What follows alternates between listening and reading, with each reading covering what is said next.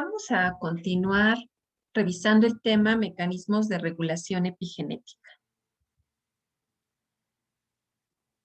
La epigenética, por definición, son los cambios heredables que se presentan o se observan en la expresión génica y que no se acompañan por cambios en la secuencia del ADN. No hay cambios en los nucleótidos, solo hay cambios que se observan sobre los nucleótidos o relacionados con los nucleótidos. Estos cambios heredables se relacionan con modificaciones en el entorno que puede ser desde el útero, pueden estar relacionados con cambios en la edad, como la modificación en la ingesta de algunos nutrimentos en la dieta, o bien con el uso de sustancias como el tabaco o el alcohol o alguna otra droga. Estos cambios pueden ser heredables siempre y cuando las modificaciones en el entorno sean uterinas. Cuando existe una exposición adversa in útero, entonces se pueden observar y presentar cambios en las líneas germinales, cambios epigenéticos en las líneas germinales que se mantienen al menos en la segunda generación. Estos cambios epigenéticos fueron primero observados en estudios epidemiológicos, el trabajo de Barker en el año 2000. El doctor Barker, un bioquímico, investigador en ciencia básica, publica una observación de asociación epidemiológica.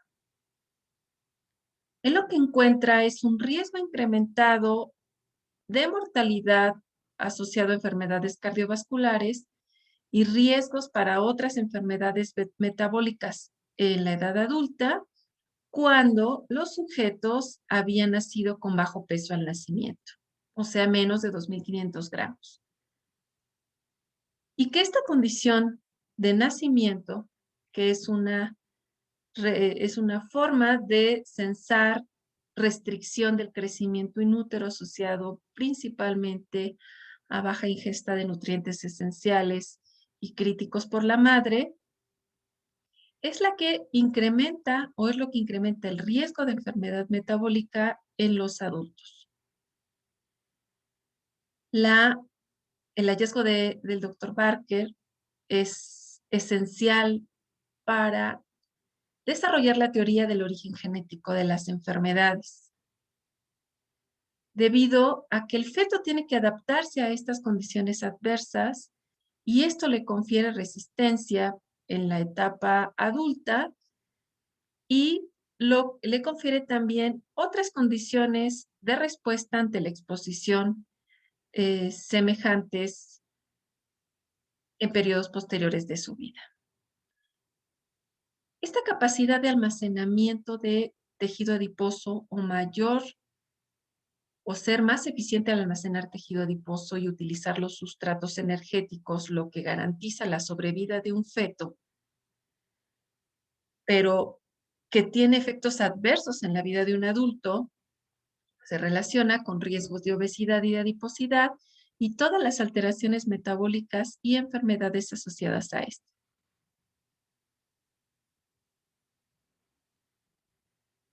Los trabajos del doctor Barker pues dan inicio a una serie de experimentos, principalmente en animales, donde se ha demostrado que exposiciones tempranas a insultos o a desnutrición tiene efectos en los fenotipos de sus descendencias en las generaciones posteriores. La desnutrición que presenta o que experimenta una madre durante su gestación se relaciona con incrementos en adiposidad, intolerancia a la glucosa y diabetes en su descendencia. Esto en su descendencia de la cría en generación 1. Pero este mismo fenotipo se puede continuar observando en las crías de la generación 2. Eso quiere decir que los fenotipos relacionados, por supuesto, a cambios epigenéticos que se producen por desnutrición materna de la abuela, se puede presentar en el nieto. Y no necesariamente porque la madre de esa cría sea o haya sido expuesta al efecto adverso, sino porque la abuela de esa cría fue expuesta a ese efecto adverso. Y por lo tanto existe una transmisión generacional de los efectos. En este caso, el efecto es desnutrición o la exposición es a la desnutrición materna. Este efecto, si nosotros observamos la imagen del lado derecho, se mantiene 2 generaciones cuando quien se expuso fue el linaje materno y solo se presenta en la generación F1 si el que se expuso fue el linaje paterno. Realmente los insultos en la madre son generacionales, transgeneracionales y los insultos que tiene la línea paterna son intergeneracionales. Estos resultados son que se han publicado, bueno, desde que Barker lanzó la teoría y que se han replicado durante muchos experimentos, pues vienen a involucrar a la malnutrición materna y paterna con los riesgos de enfermedades crónicas en edad adulta y vienen a probar la teoría de Barker. Como ya nos mencionábamos, el linaje materno tiene un efecto transgeneracional y el paterno intergeneracional. Pero eso no quiere decir que el paterno no tenga ninguna relación con los marcajes epigenéticos de transmisión heredable de riesgos de enfermedades metabólicas. Sí la tiene, es menor la carga que tiene el linaje paterno, como podemos observar en esta diapositiva, las columnas de los efectos del linaje materno siempre son mayores en diferentes condiciones o etapas o funciones que en relación con los paternos. Sin embargo, sí se presentan efectos paternos relacionados con marcas epigenéticas y riesgos asociados a estas. ¿Cuáles son los mecanismos epigenéticos? Las metilaciones, las acetilaciones, metilaciones de ADN, metilaciones y acetilaciones de histonas, y también hay efectos de silenciamiento por acción de los RNA de interferencia. Todos estos factores son capaces de heredarse primero, siempre y cuando formen parte de las líneas germinales, y van a regular no solamente los factores de transcripción y las proteínas de estos compuestos del complejo transcripcional van a regular la expresión de genes, sino también todas estas marcas epigenéticas serán capaces de regular la expresión de genes, ya sea silenciándolos o promoviendo la transcripción. La metilación del ADN es una de las principales marcas epigenéticas. Esta metilación tiene lugar principalmente en las citocinas de los dinucleótidos CP. En estas islas de dinucleótidos CP o también CPG conocidas, se dan las metilaciones en el ADN, que son heredables. Es de interés la cantidad de metilaciones en estas islas debido a que se encuentran en gran cantidad en las regiones promotoras de los genes y por lo tanto, al existir una metilación en esta región promotora, de los genes, pues también habrá modificaciones en la forma en que el complejo transcripcional regula al gen. Entre mayor cantidad de grupos metilo, pues esto será o provocará una interferencia en la unión del complejo transcripcional a su región reguladora para ese gen.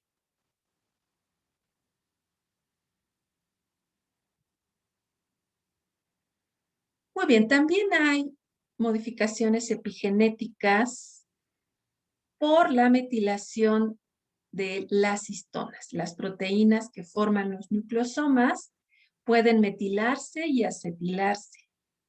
A ellas se les agrega un grupo metilo o acetilo en las lisinas de las lisinas de las proteínas que forman a estas histonas. La modificación epigenética a este nivel no es la metilación del ADN, es la metilación de las lisinas de la secuencia proteica de las histonas. En las histonas también existen desacetilaciones y estas desacetilaciones se asocian con una cromatina activa.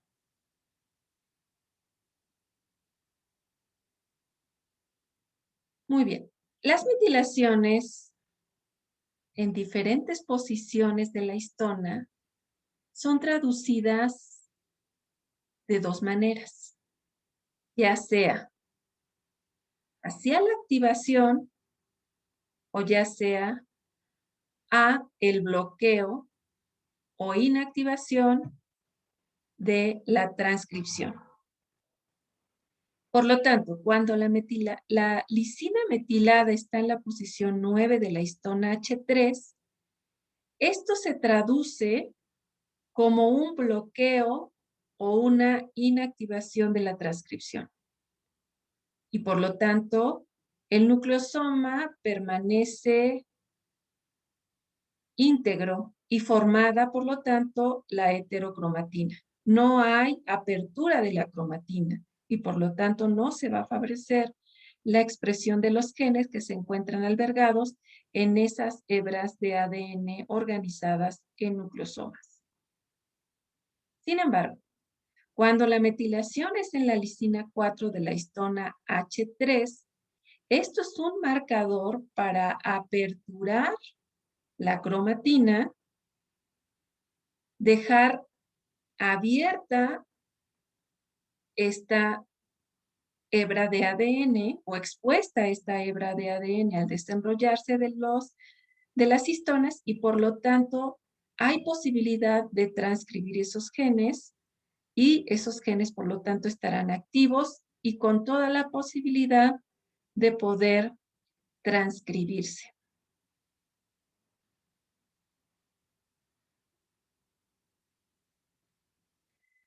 Existe también silenciamiento de los genes, no en el material genético, no en la hebra de ADN, tampoco en la metilación o acetilación de las histonas, sino a través de la interferencia de ARN no codificantes o también conocidos como ARNIs. Este ARNI es una secuencia de RNA que se sobrepone al RNA mensajero. Y al sobreponerse, entonces ya no existe una hebra sencilla de ARN, sino que es una hebra doble, que es reconocida como no nativa y es degradada por enzimas específicas. Y de esta manera se bloquea la posibilidad del ARN mensajero a ser traducido y formar, por lo tanto, la proteína. Este bloqueo es una forma de silenciar no los genes, sino de silenciar los ARN mensajeros que ya se han formado por la transcripción o durante la transcripción de los genes específicos. Por lo tanto, los cromosomas que están organizados en cromatimna y la cromatina que tiene nucleosomas, estas secuencias o estas estructuras pues pueden tener marcas epigenéticas. Estas marcas epigenéticas pueden ser en la proteína, o sea, en las histonas, mediante acetilaciones, metilaciones y fosforilaciones, o pueden ser marcas que se hagan directamente en las hebras de ADN, como por ejemplo las metilaciones de las citosinas. Las metilaciones de las citosinas son traducidas de una manera y las metilaciones de las histonas son traducidas de otra manera.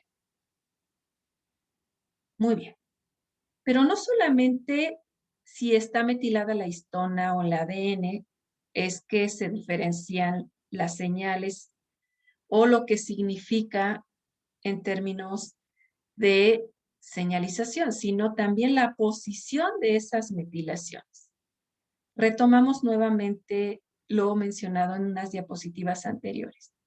Cuando la histona H3 se metila en la posición 9 de su lisina 9, o se metila en la posición 27, recordemos lisina en la posición 27, esto se traduce como un silenciamiento de los genes y por lo tanto la cromatina va a permanecer cerrada.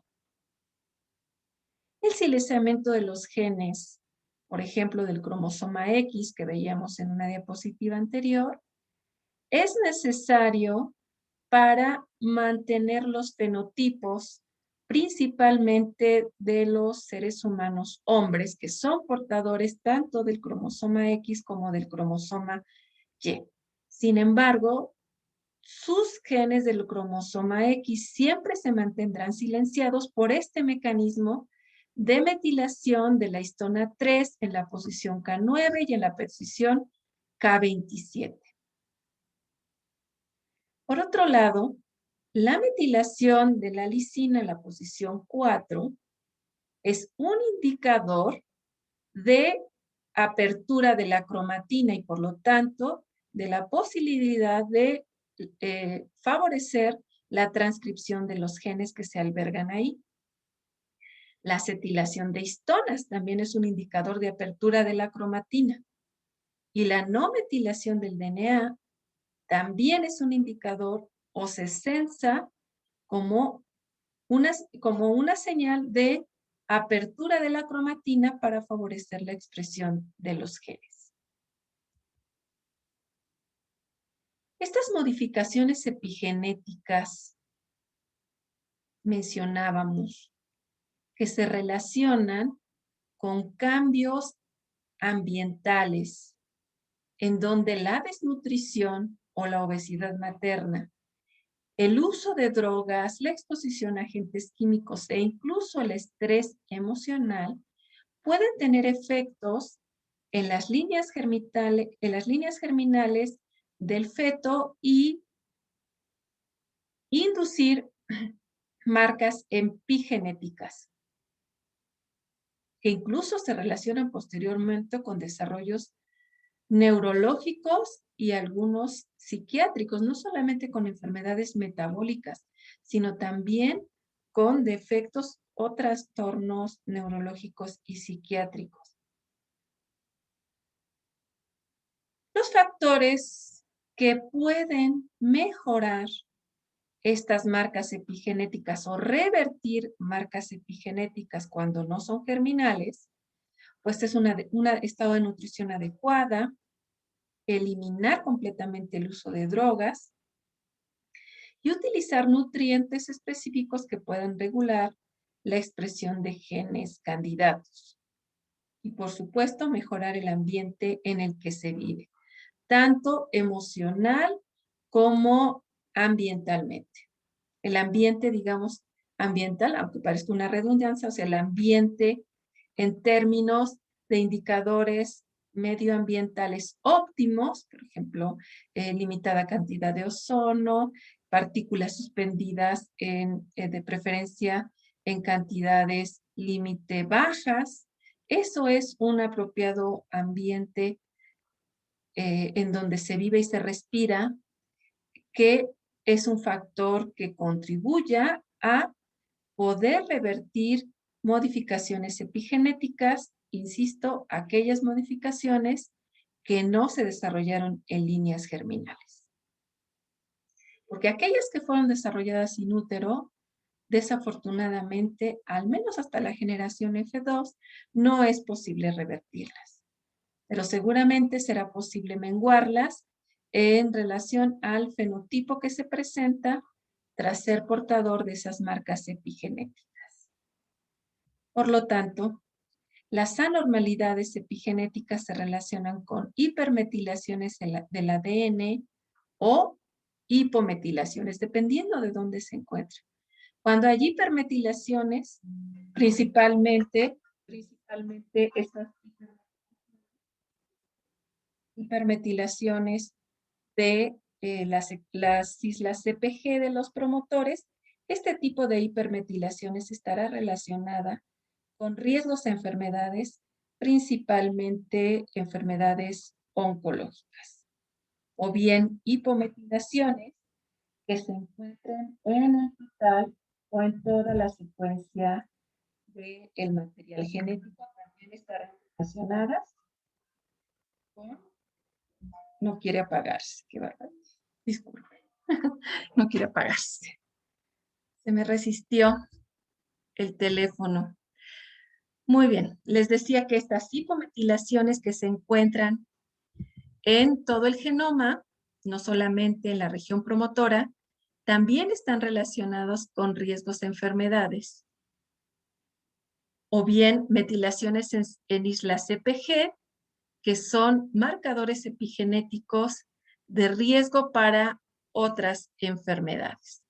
¿Cuáles son estas? Pues principalmente cáncer de estómago, colon, riñón, páncreas, hígado, útero y cervix. Muchos de estos tipos de cáncer están relacionados con marcajes epigenéticos que se pueden heredar de la madre o del linaje materno o bien que se adquieren durante la exposición a factores adversos en el transcurso de la vida.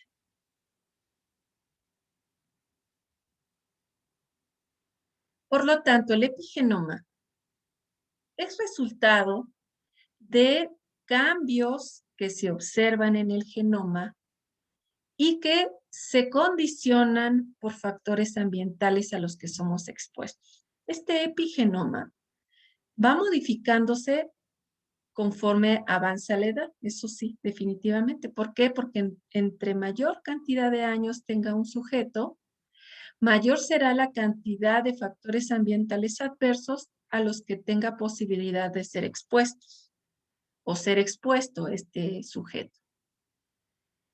Y en conjunto el genoma con los factores ambientales forman el epigenoma, que puede tener un perfil epigenético de riesgo para enfermedades crónicas y que, como vimos en la primera diapositiva, este epigenoma se puede formar, podemos tener un perfil de epigenoma de riesgo desde la gestación en el útero. Lo que observamos del lado izquierdo, pues son una serie de gráficas en donde se indica qué cantidad de enzimas con marcajes o con marcas epigenéticas han sido identificadas. Lo que observamos pues, es que ha ido incrementando, en este caso en la gráfica D, ha ido incrementando el número de enzimas con marcajes epigenéticos. Con los años, esta cantidad de enzimas identificadas con marcas epigenéticas pues se ha vuelto con un crecimiento acelerado o tiene un crecimiento acelerado desde el año 2000 al 2002. Recordemos que se hizo la publicación del borrador del genoma humano y que se concluye en el 2003. Por lo tanto, a partir del 2003 hay una gran cantidad de enzimas con marcas epigenéticas que han sido publicadas y asociadas al riesgo de enfermedades. Una de las enfermedades que mayor cantidad de enzimas involucradas de riesgo tiene con marcajes epigenéticos, pues es el cáncer. Las células malignas se acompañan de hipometilaciones globales y hipermetilaciones locales en las islas EPG de las regiones promotoras. Estos cambios epigenéticos o este perfil epigenético que tienen las células malignas tiene efectos adversos en la inestabilidad cromosómica y tiene efectos adversos en la activación de oncogenes. La hipometilación produce inestabilidad cromosómica y activa a oncogenes que continuarán favoreciendo la división celular incontrolada de estas células malignas y por lo tanto la formación de este tejido anómalo que es el tumor. Por otro lado, la hipermetilación, que a su vez serán genes supresores de tumores, los que no se favorecerán en su expresión y al no estar expresándose estos genes supresores de tumores, pues se coadyuva o se ayuda negativamente, por supuesto, a que las células malignas, las células cancerosas, pues continúen su ciclo de división celular incontrolado. Pues muchas gracias por su atención.